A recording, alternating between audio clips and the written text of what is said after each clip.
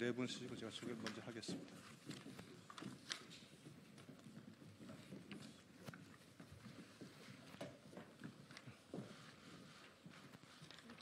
네, 시작하겠습니다. 유상범 국회의원입니다. 한국 주식이 초특가 세일에 돌입했다.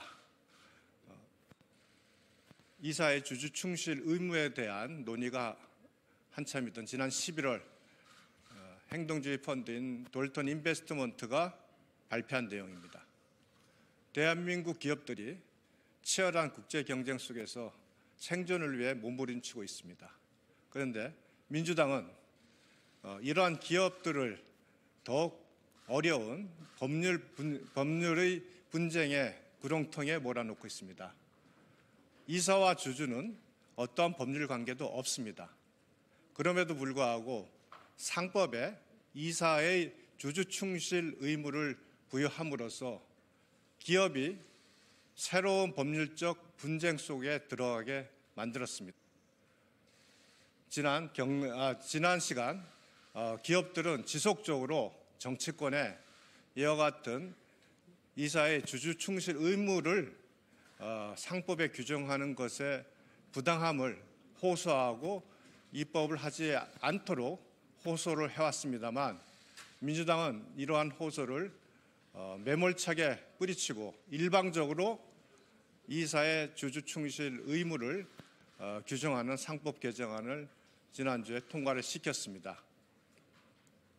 그래서 다시 오늘 우리 경제 8단체에서 이사의 주주 충실 의무 그리고 전자주주총회의 의무화 규정을 한 상법 개정안에 대해서 정부에 제의 요구를 하기 위해서 오늘 이 자리에 섰습니다. 그래서 제가 이 자리를 주최했고 오늘 참석한 분을 한 분 한 분 소개를 해드리도록 하겠습니다.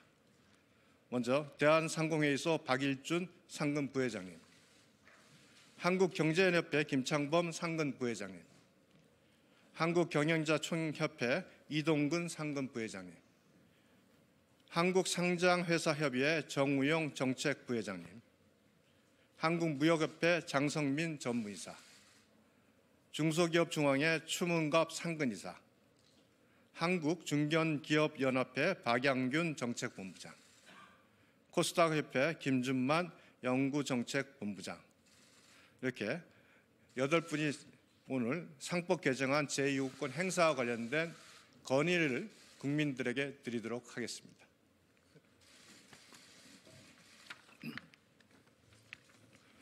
대한상공회의소 상근부회장입니다. 박일준입니다. 상법 개정안에 대한 제2요구권 행사를 건의하는 경제 8단체 공동성명입니다. 경제계는 이사의 충실 의무를 회사에서 주주로 확대하는 상법 개정안의 국회 통과에 깊은 우려를 표합니다. 그동안 수차례 상법 개정의 문제점을 제기하고 국회와의 진지한 토론회를 통해 법안의 보완을 기대했지만 이러한 기대와 달리 원안 그대로 통과된 것에 대해 안타까움을 금할 수 없습니다. 이번 상법 개정안은 경제계뿐만 아니라 많은 대다수 상법학자들도 법리적으로 문제가 많다고 지적해왔고 기업 현장의 혼란과 소송 남발 등 부작용도 크고 글로벌 스탠다드에도 부합되지 않는 등의 이유로 반대해왔던 사안입니다. 특히 이 법안은 위헌 소지가 큽니다. 이사의 의무에 대해 너무 추상적이고 단순한 법원으로 규정하여 실제 경영 환경에서 이사가 부담해야 할 의무의 기준과 세부 내용을 제시하지 못하며 대주주, 기관 투자자, 장단기 개인 투자자 등 다양한 주주가 존재하는 상황에서 이들 주주 간 이익 충돌 시 총주주의 이익 보호, 전체 주주의 이익을 공평하게 대우 등과 같은 모호한 표현은 헌법상 명확성 원칙에 위배돼 경영상 혼란을 불러일으킬 수 있습니다. 또 소액 주주 보호라는 목적을 달성하기 위해 기업의 피해를 최소화할 수 있는 수단이 있음에도 기본법인 상법을 개정해 모든 기업에 광범위하고 일반적인 의무를 부과하는 것은 헌법상 과잉 금지 원칙에 저촉될 가능성이 높습니다. 만일 현행 제도가 미흡하다고 판단되면 소수 주주 보호를 위해 제정된 자본시장법의 관련 규정을 세밀하게 정비하면 충분하다고 생각합니다. 나아가 이러한 조항은 이사들이 채권자, 종업원, 협력업체 등 회사 경영에 관련된 다양한 이해관계자들보다 주주 이익을 우선시하도록 강제하는 것으로서 헌법 제119조가 보장하는 다양한 경제주체 간의 조화 원칙과 제11조의 경제적 영역에서 누구나 차별받지 않을 권리를 침해할 소지도 있습니다. 무엇보다 이번 상법 개정의 가장 큰 문제점은 혁신이 절실한 시기에 기업의 혁신 의지를 꺾고 중소기업이 중견기업으로 나아가 대기업으로 성장하는 생태계를 훼손하고 글로벌 시장에서의 국내 기업의 경쟁력을 저하시킴으로써 자본시장과 한국 경제 발전의 저해 요소로 작용할 것이라는 점입니다. 최근 우리 경제는 글로벌 경제 질서 재편과 산업 구조의 급격한 변화로 큰 부담을 안고 경제는 글로벌 경제 질서 재편과 산업 구조의 급격한 변화로 큰 부담을 안고 있습니다. 이처럼 경제 불확실성이 고조되는 상황에서 경제와 기업의 본원적 경쟁력을 제고하려면 선제적 사업 재편과 새로운 부가가치 창출을 위한 과감한적 경쟁력을 제고하려면 선제적 사업 재편과 새로운 부가가치 창출을 위한 과감한 하기 위해 현상 유지에만 급급한 보수적 경영에 몰두하게 할 것입니다. 아울러 우리 경제가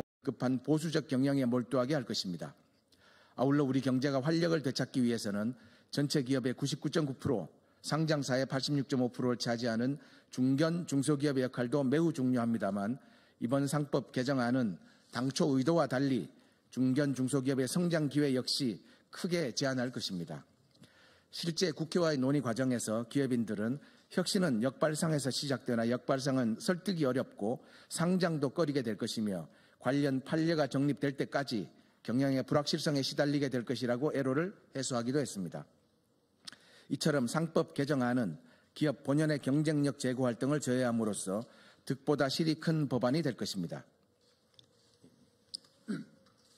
안녕하십니까. 한국상장회사협의회 정호용 부회장입니다. 이번 상법 개정안에서 이사 충실 의무에 가려서 좀 주목을 받지 못하고 있지만 아주 큰 문제가 되고 있는 전자주주총회에 대해서 말씀드리겠습니다. 이번 개정안은 자산 규모 등을 고려해 일정 규모 이상 상장회사의 전자주주총회 도입을 의무화하고 있지만 이를 제도화하기에는 준비가 부족한 실정입니다. 일부 상장사는 주주수가 수백만 명에 달하는데 현재 안정적으로 동시 접속 가능한 전자주총 시스템이 갖춰지지 않아서 시스템의 불안정성과 부정확한 주주 자격 확인 및 대리투표, 해킹 등 보안 문제가 발생할 수 있습니다. 또 미국, 일본, 독일 등 주요국에서도 전자주주총회를 의무화한 입법례가 없는 만큼 제도의 실효성과 부작용 등을 잘 따져 최대한 신중하게 검토해야 합니다. 우리 경제계는 자본시장의 발전과 활성화 필요성에 공감하며 주주 권익 제고를 위해 계속 노력해 나갈 것을 말씀드립니다. 다만 이번 상법 개정안은 결과적으로 밸류업이 아닌 밸류다운을 초래할 것이기에 주주 권익 제고와 코리아 디스카운트 해소를 위한 적절한 해결책이 아닙니다. 논란이 된 부분에 대해서는 상법 개정보다 자본시장법 개정을 통한 핀셋 규제가 비용과 효과 면에서 더 합리적인 대안이고 이미 주주 보호를 강화하는 내용의 자본시장법 개정안이 발의돼서 정무위에서 논의하고 있습니다. 경제의 대내외적 불확실성이 높고 산업 활력이 저하된 현 시점에서 기업의 혁신 성장을 저해하며 위헌성 논란을 피할 수 없는 근본 상법 개정은 반드시 제고돼야 합니다. 대통령 권한대행님의 제2요구를 통해 국회가 이 문제를 다시 한번 신중히 검토할 기회를 마련되기를 간곡히 요청드립니다. 경제 8단체 드립 감사합니다.